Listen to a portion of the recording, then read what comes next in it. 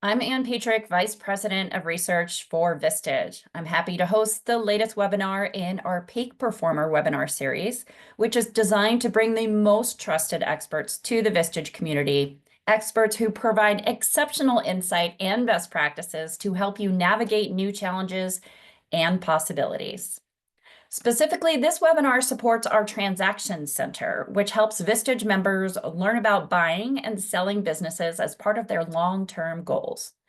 Our analysis of the top decisions and investments for Vistage members revealed that CEOs are focused on driving growth through M&A activity. To that end, today's focus is on strategic financing for an acquisition. We've invited Vistage speaker and chair, Mark Taffet, who is founder and CEO of Mast Advisors, to share his insights.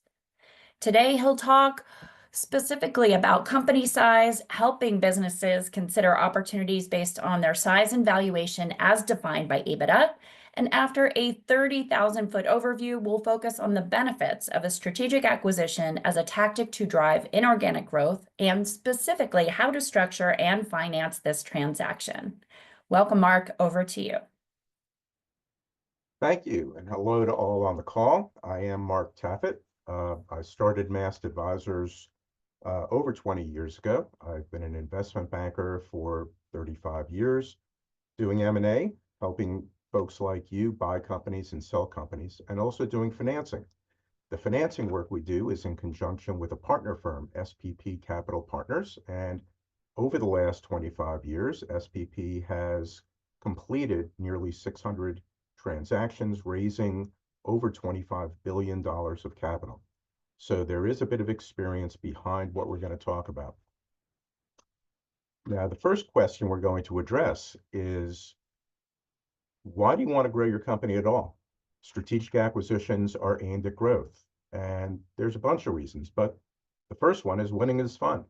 If you're part of Vistage and you're thinking hard about growing your business, it's because it's a great thing to do and it's enjoyable. Another thing is that you make more money, never a bad thing. The next 2 points are key. As your company grows and has more resources, you can continue to invest more in your company, becoming increasingly competitive, which creates opportunities for the great team members you've already recruited, and provides an opportunity for you to continue to recruit great team members and drive value. Driving value is the key. At the end of the day, you want to grow your company to increase shareholder value. Now, how should we look at shareholder value and growth? Well, size matters when it comes to valuing your companies. And let's look at a couple of scenarios. First, let's take a company with $1.5 million of EBITDA, low growth company. Probably in this market, if it's a good quality business with good quality of earnings, it would sell for 5 to 6 times EBITDA. And one of the considerations is that at this size, there's limited financing options, so you're probably going to get only 60 to 80% of the value of the company paid at closing, the rest in seller notes and earnouts. Now, at this size, if a company is fast growing, you might raise the EBITDA multiple a bit, but the increase in EBITDA multiple you get will probably be in contingent payments, i.e. earnouts, because the company hasn't yet scaled to a point where you can count on the consistency of growth. If it's a company that's bigger, it might be selling the same widgets or services, but it's simply bigger. There's an assumption on the part of buyers that it is going to have a higher quality of earnings. We're going to get into that in a minute. But at $10 million of EBITDA, that same company, rather than selling at 5 or 6 times EBITDA, is going to sell at 7 to 10 times EBITDA, and probably with no seller financing. And if it's fast growing, you're going to get that multiple, maybe higher. Again, the baseline valuation will not come with seller financing. An additional turn or more of EBITDA could come in an earnout, but you can see that the cash payment up front is going to be higher simply because of the size of the company. Now, let's dive a little further into this and talk about how you have an increased access to capital as you grow. Now, companies with under $5 million of EBITDA generally are limited to the sources they can go to for capital. It's probably going to be a commercial bank, and commercial banks are regulated. Generally, with companies of this size, you're going to be borrowing against the liquidation value of your tangible assets. Familiar formulas, 80% of receivables, perhaps 50% of inventory or equipment. They might stretch a little, but if you're one of the companies that makes up the majority of the US economy right now, that is asset-light businesses, service companies, distributors, tech companies, healthcare, uh, etc., light manufacturers, the likelihood is that your profitability is not tied to an enormous tangible asset base. So commercial banks are going to be a limiting factor.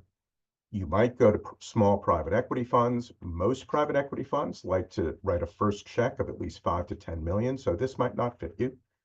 And if you're going to sell, that might work. If you're looking for growth investment, though, uh, you're going to get an even lower valuation for minority interest. And no matter what, they're going to have the ability to impact your governance rights, how you run the company. You can also turn to shareholders, yourselves or partners, family or friends. But we're going to talk about a number of techniques a smaller company can use that are non-cash that let you do deals. Now, for companies with over 5 million of EBITDA, you have the ability to access capital from a variety of non-bank institutional lenders that are now, and since the financial crisis of 2008, the fastest growing, most flexible source of commercial credit there is in the market. To give you an idea of how these lenders would look at your company, they're really more interested in two things: cash flow lending and the quality of your earnings, the quality of your cash flow. Size still matters here. So at 5 to 10 million of EBITDA, you might be able to borrow 2.5 to 4 times EBITDA in total debt. If you get to 10 million and up to 25 million of EBITDA right now, you could borrow 4 to 5.5 times EBITDA in total debt. And at 25 or more million of EBITDA, that stretches even further. Now, as you look at these numbers, a couple of things to consider. The last turn of EBITDA will probably be in a more expensive form of subordinated debt, but the initial part will be in senior cash flow loans, and generally will be priced at 2 to 3.5% higher interest than you would see in a bank loan. Understand that the higher interest is the cost you pay for lenders providing capital with essentially no collateral but your cash flow.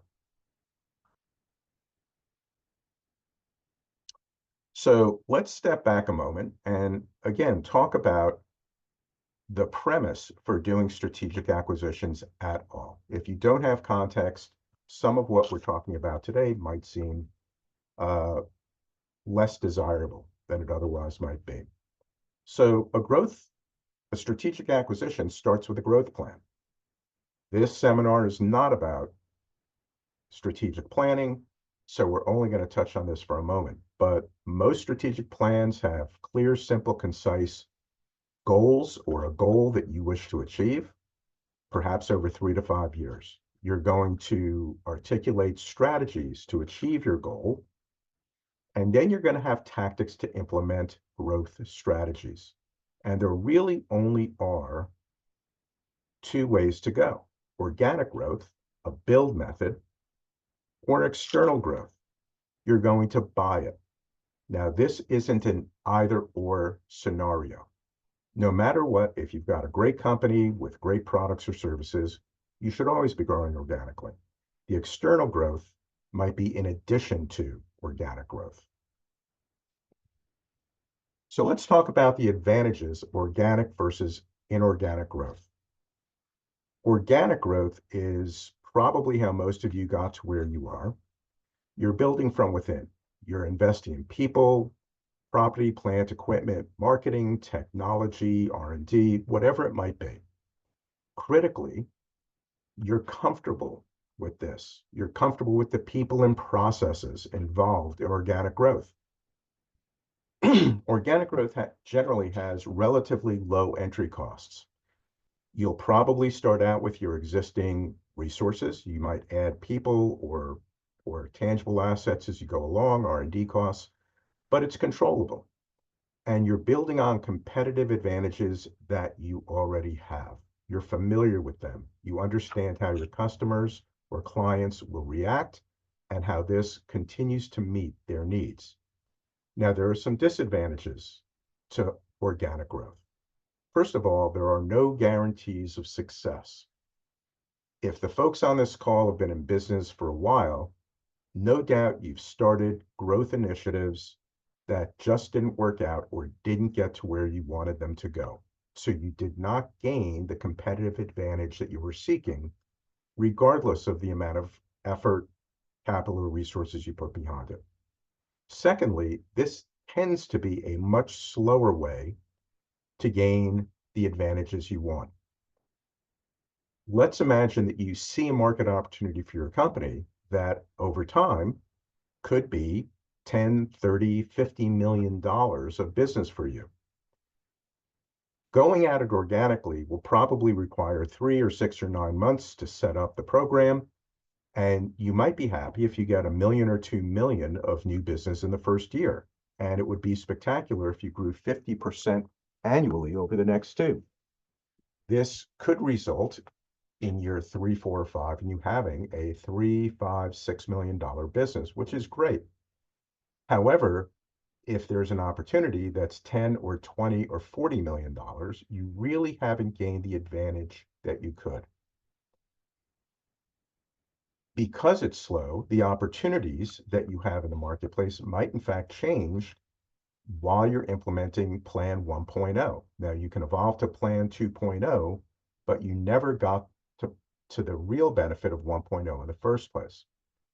Importantly, organic growth programs generally limit you to what and who you know. You're going to be working with people who are already in your company. You might recruit more.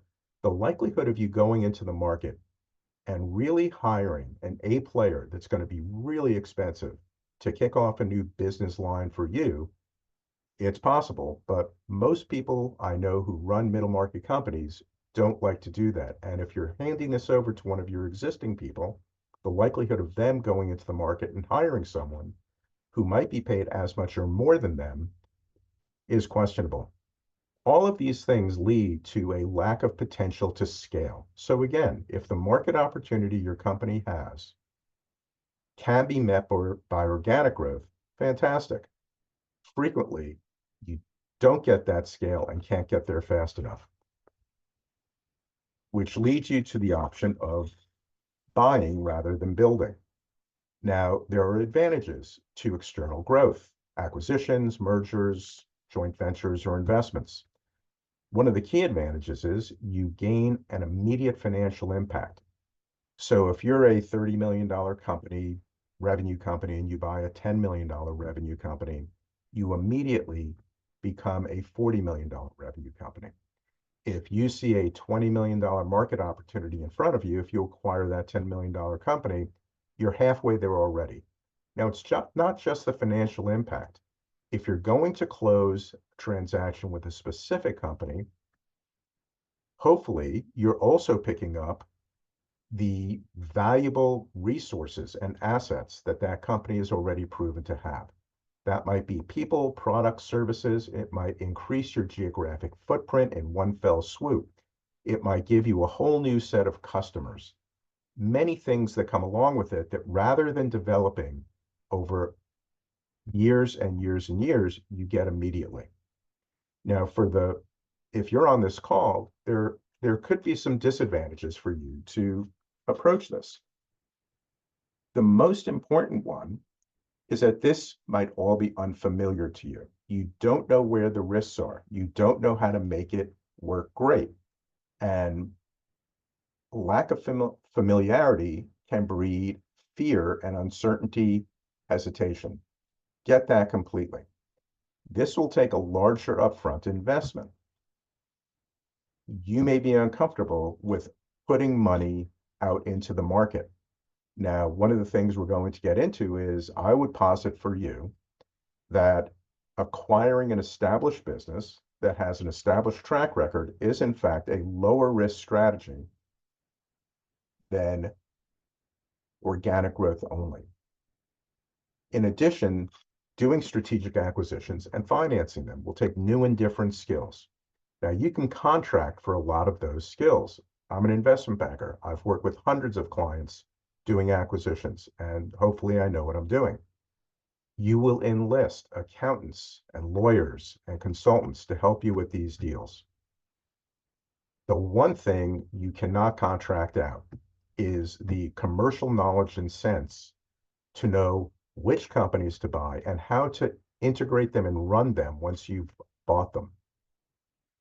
One thing that you need to consider if you're going to undertake a strategic acquisition program is that there may be broken deal fees. Not every transaction you go down the road with closes. And if you don't close, the fees you incur are going to have to be expensed. If you close, they're capitalized into the cost of the transaction. Now, someone like me, an investment banker, retainers tend to be moderate and quite controllable. But if you're at a point where when you're hiring attorneys, accountants, and consultants to help you complete a deal, do your due diligence, etc., these people generally charge by the hour and get paid whether or not you close. So you might go down the road, enter negotiations, and find out things about the target that you are not comfortable with and don't want to close. It may result in you having to expense $50,000, $150,000, $300,000 of broken deal fees that you can't recover. So one thing to consider is if you can't afford that, you probably shouldn't start on the process or even going after an individual deal where hourly professionals are going to need to be retained. So as we talk about strategic transactions, this is really a multi-step process. And the 7 steps we've put on this slide could be the topic of a much longer webinar. We're not going into them all today. What we're going to focus on is point 5, and really not even all negotiations, but simply how do you pay for deals? How do you structure deals and finance deals? Well, thank you so much for setting the table, Mark. That was a great overview. And now from these 7 steps, as you said, let's focus our time on transaction financing options and share more details on the advantages. Okay, so as we start talking about the advantages of strategic acquisitions as a path to growth, let's start out with the rationales and the models that might make that can be put to you that would make sense to you. First of all, when you go to acquire a company, one of the key advantages that you as business operators have versus private equity funds is that you are going to consolidate the acquired company onto your platform. The first 2 bullet points here are controllable, realizable cost savings that you can get at quickly. You're going to consolidate administrative costs. Most simple way to look at this is you don't need 2 CFOs. You don't need 2 head of HR. You don't need 2 sets of accountants and lawyers. You're going to simply save money by eliminating duplicative people and functions in the consolidated business. Now, if you just think in terms of making 2 or 3 people redundant and eliminating some professional fees, this might create a saving for you of $250,000 to $750,000, even in a small deal. So that company that was producing 1.5 million of EBITDA as a standalone for you might be a company that immediately is producing 1.75 million to 2.25 million of EBITDA once you purchase it. Now, once you purchase it, you might also get other synergies. A really easy one is purchasing synergies. So if you're already a big enough company that you're buying as well as you can, that's great. But if you're acquiring a smaller company, your combined size might allow you to save money on what they're buying. Many examples like that. Again, that's cost savings. The upside really comes in levering your commercial infrastructure with theirs. Most simply put, the products or services of the acquired company may be attractive to your customers or your products and services to theirs. You might be going into a situation where you're expanding your footprint and you have clients or customers who can use your services in those new areas, or the target's clients or customers might like the facilities you have in another part of the country. This type of upside, and there are many, many ways to look at this, is where 1 + 1 = 3, 4, or 5. But when you go after a deal, looking at the controllable cost savings is an important factor. For those of you who haven't done a lot of acquisitions, let's take this out of a transactional term. What are you really getting at? What's the model you're following? Well, if you're a service business, it could be tech services, it could be building services like HVAC, it could be medical services. You can think of an acquisition as a group hire. You're taking on people who might have the same skills as your people do, but you need more of them or in different geographies, or they might have different skills that you feel would be desirable in your hands. If you've built a company and you've had to hire a lot of people, you know how long it takes to build teams. So if you can go into the marketplace and take on a group of people who have been vetted, hired, they've been through the mill and they're working in a collaborative way, saves an enormous amount of time. You can also look at it as a product or service line acquisition. So a company you acquire might have complementary products or services to what you have. Rather than try to build it yourself and then go into the market under your nameplate, competing against all the existing players in the market, it is often faster and more effective to simply acquire a company that's already established and build from there. Geographic expansion is another way to look at a strategic acquisition. And importantly, it's not only that you're establishing a business in a different geography. One of the things you might be looking for is having established management or management teams in that geography to whom you can entrust the operation of the business. In some cases, what you're looking at really is you're just acquiring customers. The acquired company is very similar to yours. You know how to handle them. And when you look at a company like that, very similar products or services, the fact is what you are looking for is their customers, and what you need is the people in that company who are customer facing. So it's possible you can in fact eliminate a lot of costs in a case like that. It can also be a specific asset acquisition. You might need another factory or warehouse, and it's a lot faster to acquire it than to look around and build it yourself, fit it up yourself. It's just faster and often more effective to acquire it, especially if it already has up and running operations, cash flow, and a customer base that's similar to, but not the same as yours, thereby doubling down and getting you more clients as well as more facilities.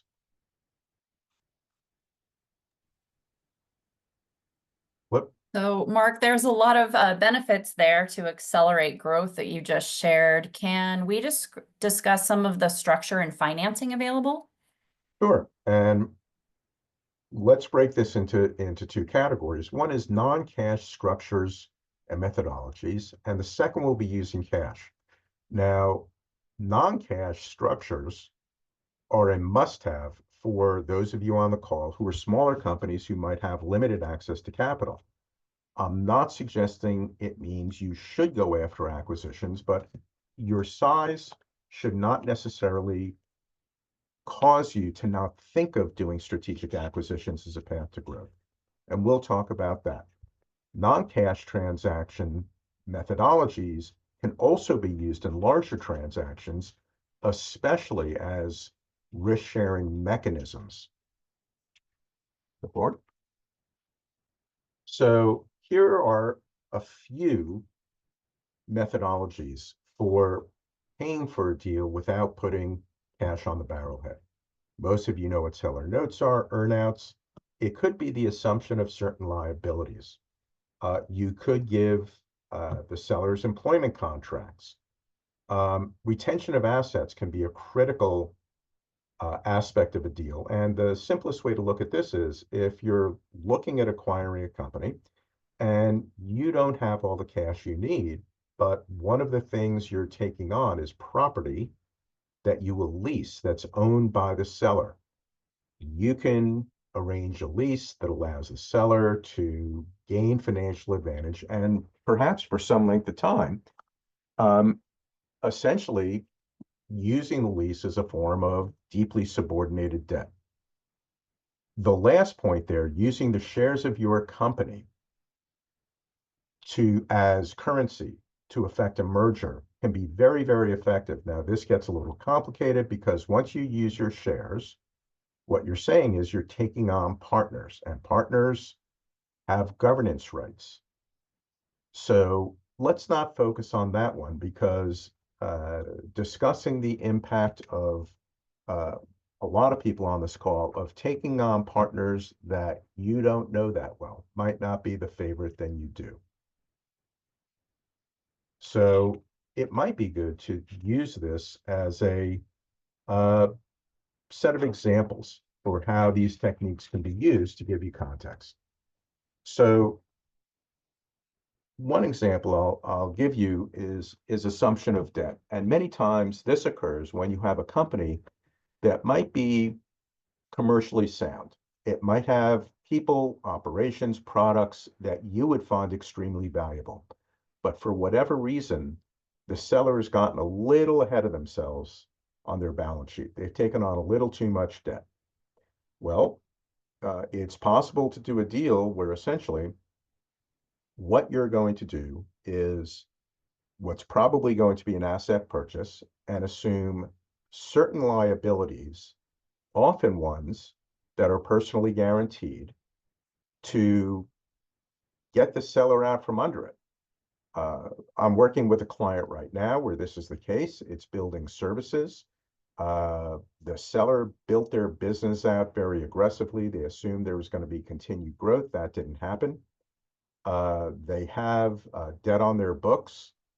Probably 60% of it is personally guaranteed. So what my client is doing in this case, or what we're doing with them, is we're looking at a transaction where we will take on the business. We're going to buy the business in an asset acquisition, and we will assume and or pay off their debt, most of it fitting on our client's banking facility. They're a mid-sized company that's sizable enough to have a great relationship with their bank. They're fairly debt-free. So they have room to simply assume the personally guaranteed liabilities. The seller is going to come to work for my client, as is their son, who's a critical executive in the company. And essentially, the residual company will be left behind. Certain minority investors and people who hold convertible notes won't realize their investments. But since there's no personal guarantee, there's no damage to the seller. Great opportunity, especially if you're a smaller company that doesn't have the ability to come up with a lot of cash.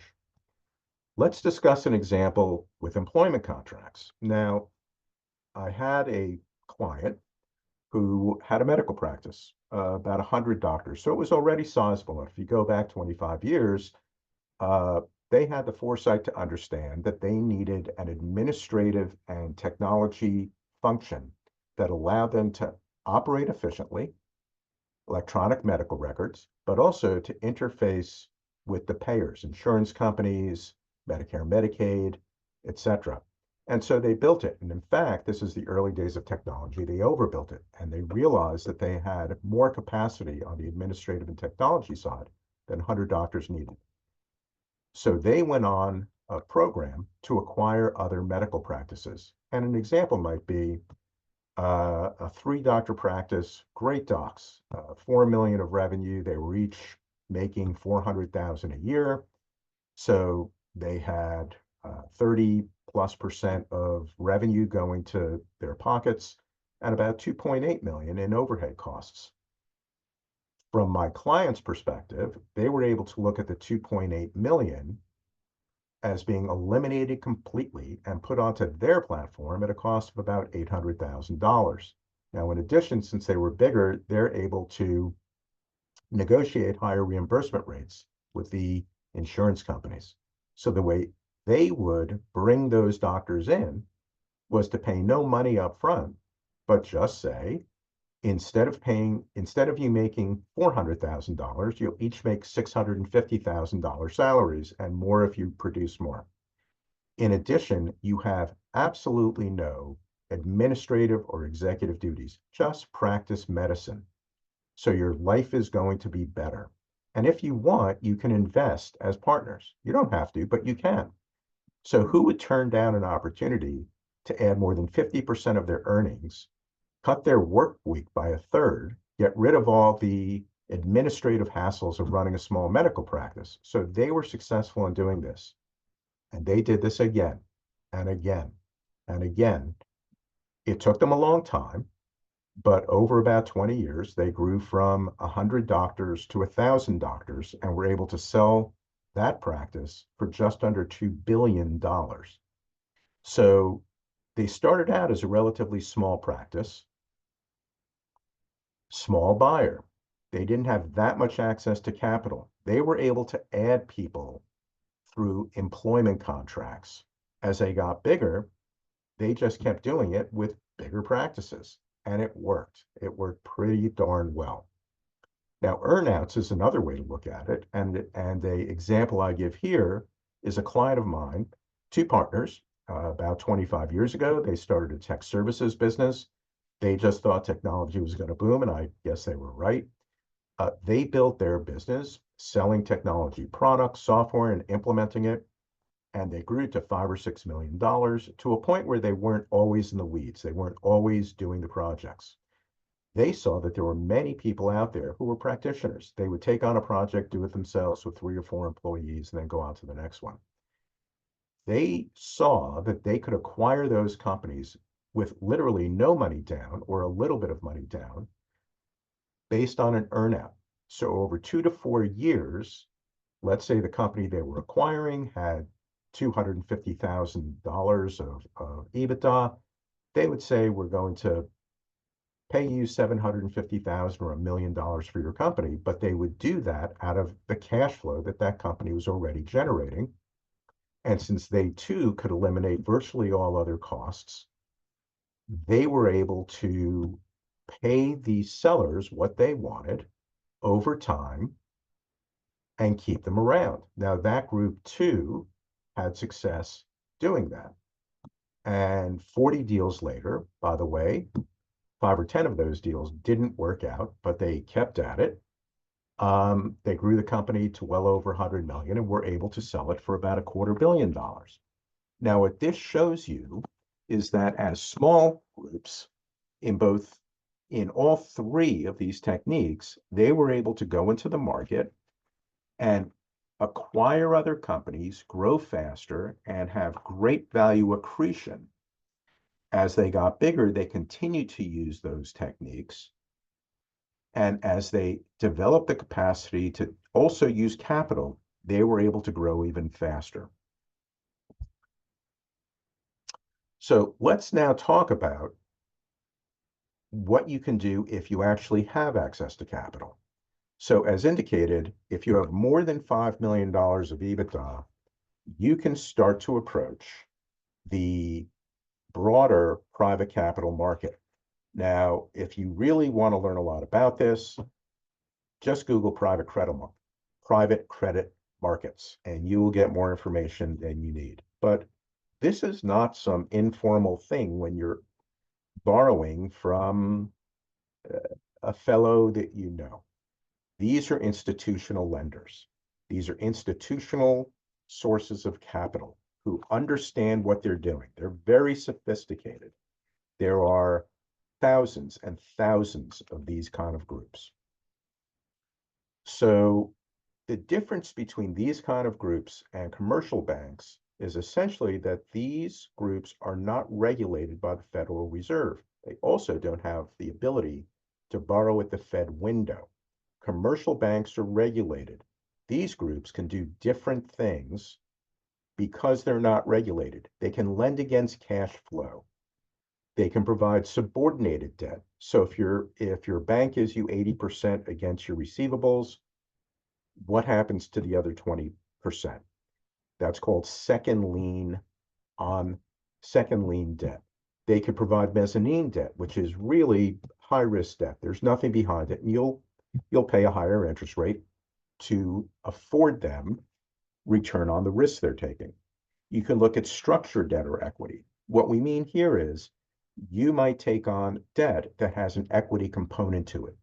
You might have a security that is convertible into equity. You might have a security that also has warrants or options attached to it. There's no limit to how creative you can get with this kind of capital. But all of these things can be done in various ways and various structures. Now, this doesn't mean a commercial bank can't also participate.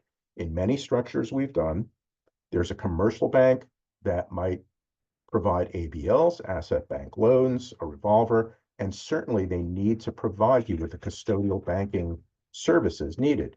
Institutional non-bank lenders are not going to maintain a checking account or a payroll account or anything like that for you.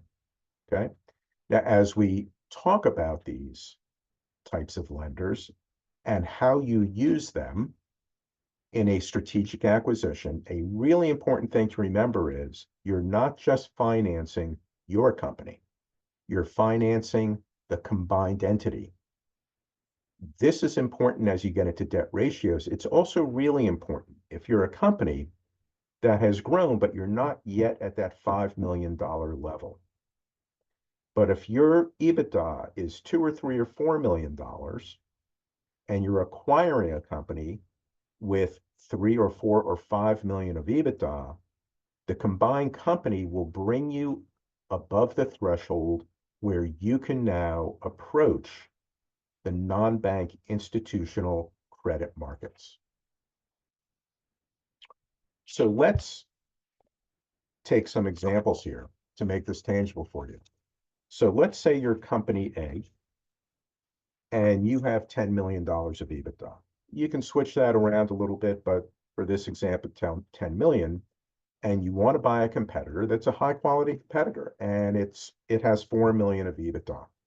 Key strategic acquisition. We're not going to talk about how that 4 million of EBITDA can become 4.5 or 5 by eliminating costs. Let's just make this one very simple.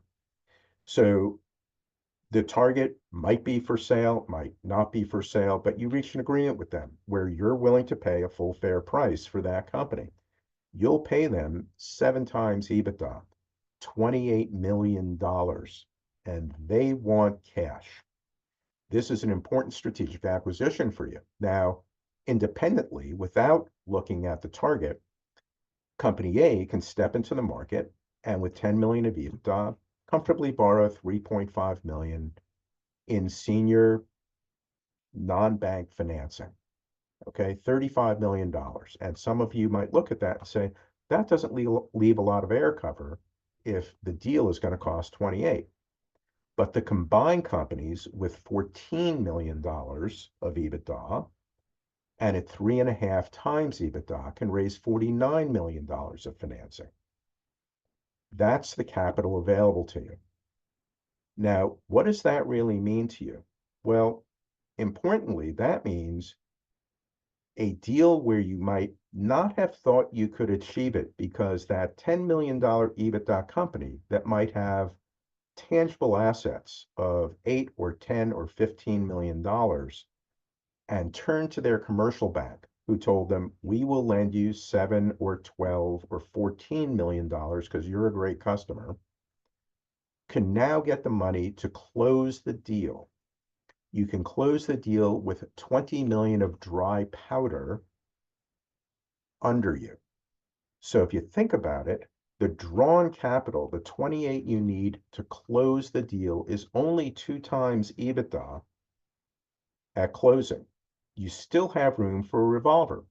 So if you feel you need a $5 to $10 million revolver to provide working capital, great. You also have additional capital for more growth investments, maybe organic growth investments.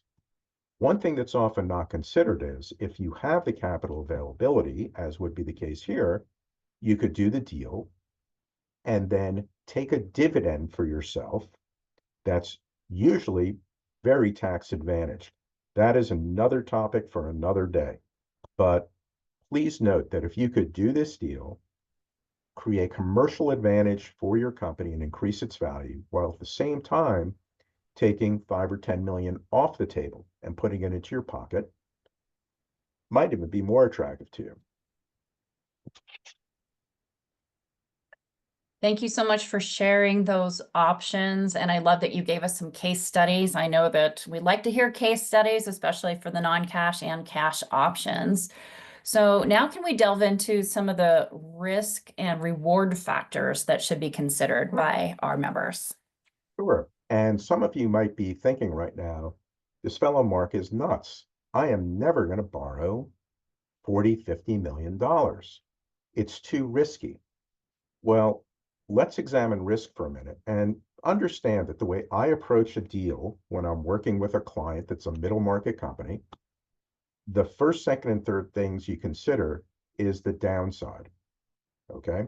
So let's start with the point of, do smaller deals create less risk because you're putting up less capital? I would posit the answer is no. Bigger companies have more are a more stable asset and will be viewed as having higher quality of earnings. That's a key point on why you can't address the capital markets we discussed until you reach a certain size. If you have 5 million, 10 million, or more of EBITDA, it's likely that one executive is not driving it. You have a deeper talent pool. You have a more diverse customer base and probably more diverse products and services. Not always, but there is a general assumption that as you grow, you're going to be adding to the heft of your business. Now, what this means is that if projections are met and you do as well or better than you assumed, everyone's going to be happy. But if projections are not met, if that $4 million EBITDA acquisition that you think can be 5 just by controlling the costs hits a bump and it hits 3 million of EBITDA, 40% less than you thought, do you still get a return? Well, yes. You spent $28 million, you're still going to get 11% return on your investment. You can still meet your capital costs, and the business should be big enough to rehabilitate. Now, if you acquire a very small company, let's say one that has 1.5 million of EBITDA, there's a strong possibility that if one person, maybe the owner, gets hit by a bus, there's nothing behind it. There's a greater likelihood that if you lose 1 or 2 clients or vendors, suppliers, it can really blow a hole in that entire company. In other words, 1 or 2 things going wrong can create a complete enterprise risk for that deal. Now, you may lose whatever investment you have in it, but you're also going to have to clean up that mess. And if the goal here is to get at strategic growth, the distraction of that failed deal is going to be enormous. Now, on the upside, doing the bigger deal is going to get you a better return. And we'll talk about that. So again, looking at risk reward, let's look at it from the perspective of scale. If you go to acquire a smaller company, as discussed, these companies tend to be valued at a lower level. So let's say you have a company with $1.2 million of EBITDA and you can buy it for $5 million, and you do. and you improve it a bit, and you get that to a 40% return. You're making $2 million a year on your $5 million investment. You're getting a 40% return, making $2 million more a year. If you do a larger deal, you may have to pay a higher multiple, but you're buying a higher quality asset. So let's assume you're putting 25 million to work, and because you're paying more, you're going to get a high but lower return, 25% return. Now, I'd ask you, how many of you have gotten that in the S&P 500 index you're in, or frankly, any other investment? Well, the $25 million investment is going to yield you $6.25 million. So even with the higher multiple, you're simply making more money on a pure cash flow basis. You're making more money. So as you look at the risk, yes, you would lose less money on the downside. The likelihood of failure is greater with a smaller deal. On the upside, you're going to make significantly more. In this example, more than 3 times more money on a larger deal. Now, let's look at that not just on a cash flow basis, but on a value accretion basis. Okay? So again, similar example. The buyer has 10 million of EBITDA, and at that size, realistically, its valuation range might be 7 to 9 times EBITDA. And again, we're talking vast generalities here, not specifics. Different industries will have different multiples, characteristics of companies count. But that $10 million EBITDA company, for this example, let's say it would have an $80 million value. You acquire a company that has 5 million of EBITDA. Now, as we indicated in the prior example, you really want this one, so you're willing to pay for it. A 7x multiple. So you're paying 35 million out of pocket for that business. The combined company now has 15 million of EBITDA. It's gotten bigger. And at that level, you've also seen that it's more financeable. You can borrow more money. It is more valuable in the capital markets. So it may now have a market multiple of 10 times EBITDA or 150 million. What you're seeing is individually, the two companies had a market value of 115 million. Combined, by increasing the size of the business, you've garnered a $35 million gain.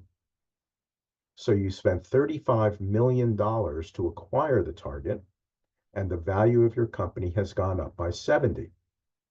Now, another way to look at it is the increase in multiple on the $5 million company has taken it from a value of 35 to 50 million. But also the buyer, your company, has seen its value go up through an increased multiple from 80 to 100. No matter how you look at it, gaining $35 million simply by doing the transaction doesn't sound too bad. Let's continue. So let's continue on downside risk. When you look at a deal, if you review it and feel that there's a 15% or greater likelihood that after you buy that company, it can fail, it will fail. My suggestion to you is don't buy it at all. If you feel there's that big a risk, just move on. If there's not that big a risk, then develop an analysis that shows 20% likelihood of doing worse, 60% likelihood of it hitting your midpoint, and 20% likelihood of exceeding it. Now, again, if it hits the low end ROI expectation you have, as we discussed, that $5 million of EBITDA turns to 3. Can you still obtain an ROI on the business, and do you have time to rehabilitate it? That's the floor. That's how you determine risk-adjusted return. If your floor is still okay, you're okay. This is where a banker like me or a lawyer or an accountant can't help you. You have to know your business and your industry well enough to make this determination. So another point is, as we were talking about how to finance these deals, and some of these numbers might be scary to you, but I'd suggest that you look at it like you would peel an onion. First of all, what's the immediate impact on your balance sheet? So the day you close the deal, in the example we gave, you might have had 2 or 2.5 times EBITDA drawn. You have your revolver out, total debt capacity, drawn and undrawn 3.5 times EBITDA. Now that's what it looks like at closing. I would suggest you then do a forecast that goes 18 or 24 months out. And frankly, if you are not comfortable forecasting your business 18 to 24 months out with some comfort, you probably shouldn't be going after strategic acquisitions. You should be shoring up your internal financial control reporting, forecasting functions. Okay. But what you'll find is that over 18 to 24 months, you're going to amortize debt. And if the transaction works, increase your profitability so that your debt equity, your debt to EBITDA ratio comes down rapidly. Now, what does that mean? Well, in the example we gave, where you might have a $49 million financing with 35 outstanding, the amount outstanding after 18 or 24 months won't be 35 million. It might be 30, it might be 28 million. But if the EBITDA has grown from 14 to 16 million, essentially the debt outstanding is just over 2 times, and you're at which is quite conservative, and you're at a point where you now have another 30 plus million available for you to take and put into growth or dividends or whatever you want. The key point is, though, that if the balance sheet of your company over 18 to 24 months is going to go back to being a quite conservatively balanced risk portfolio, think about doing it. Now, let me add a point. The way I do transactions is to take a deal and show it to 2 dozen or 4 dozen or 6 dozen sources of capital. Generally, 4 or 5 groups come back with highly competitive bids, interest rates, covenants, all that kind of stuff. They want the deal. Now, what that means from your perspective is that 4 or 5 institutions that have trained people in them have put the deal in front of a credit committee made up of 4 or 5 people, senior credit analysts. So let's say there's 16 to 25 senior credit analysts who have looked at your deal, who have one concern. Are they comfortable that you will pay the money back with interest? And if you have 4 or 5 institutions saying, we want to do your deal and will be aggressive in the terms we give you, well, what that's telling you is an awful lot of highly trained people feel that this is a good risk. Now, that may or may not give you comfort, but if you are not a trained credit analyst and you have 10 or 20 or 30 of them telling you, no, this really is good, maybe at that point you should listen. Okay. So to conclude, strategic acquisitions are something you do not for fun, but to make your company stronger. You do it not because you want your companies to survive, but you want to win. You want to be as competitive as you can be. A way to look at the financing of transactions that we've discussed is that having built a solid business, you've earned the right to take these risks. People will look at this and analyze it and indicate that they want to give you capital. You're just unlocking capital you've already justified access to. You're not taking it down for fun. You're doing it to enhance competitiveness and to enhance shareholder value. And the last point I would make is, what's riskier? Investing in a high ROI growth strategy, or missing out, letting your competitors take share from you and eroding the value of your company? Now, look, Organic growth might be the best path for you to follow. Strategic acquisitions combined with organic growth might be the best path for you to follow. Every case is different. Every company is different. I would suggest to you that the single riskiest thing you could do is nothing. The world is changing fast. Almost all of you have industries that are changing fast. If you are not driving ahead, what you probably are going to create is a wasting asset. So the question isn't, do you take risk or not? The risk-free rate of return right now is just under 5%. If you don't want to take any risk, just put it into government bonds. If you want a higher return, you're going to have to take risks.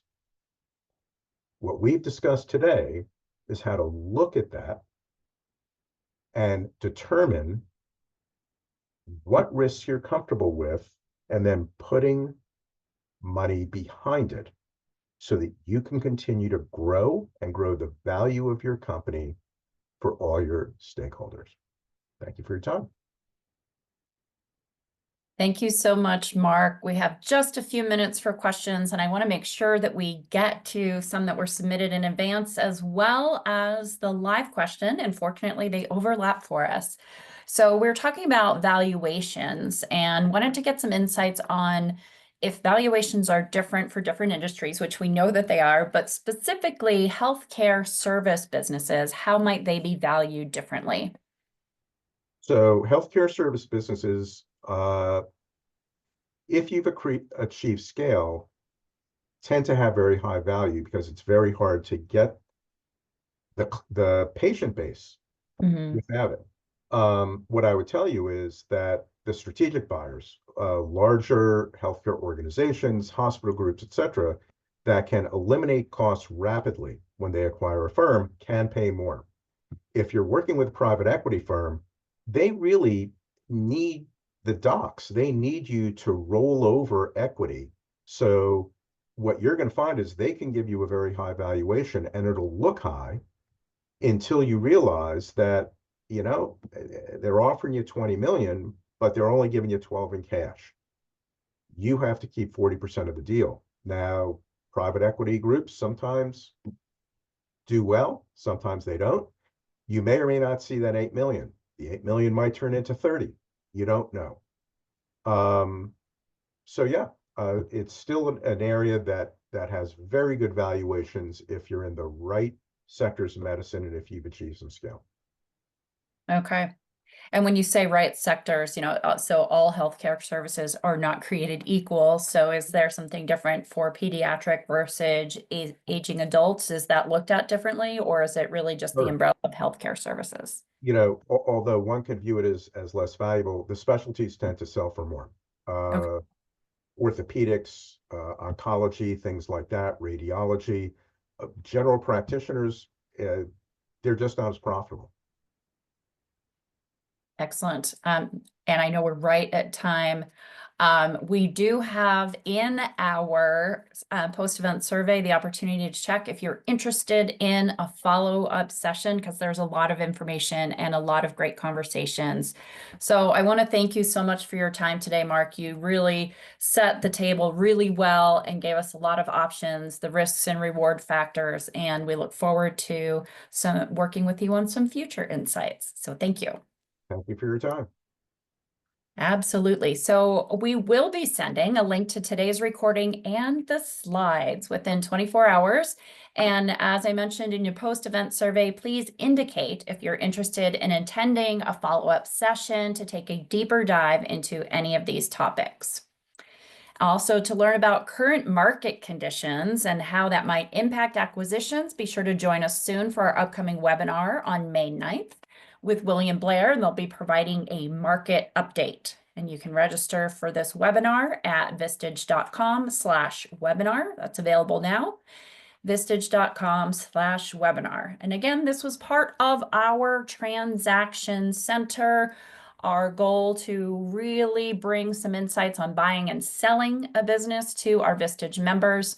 And just want to remind you that we have the Biz Equity Valuation tool that is included with your membership for our CE and SB members They have done over 33 million valuations of privately held companies and are a trusted partner of financial companies such as Morgan Stanley, Mass Mutual, and Bank of America. So again, this is complimentary for our Vistage members, just to give you a baseline valuation of where you are today and how you might compare to those in your industry.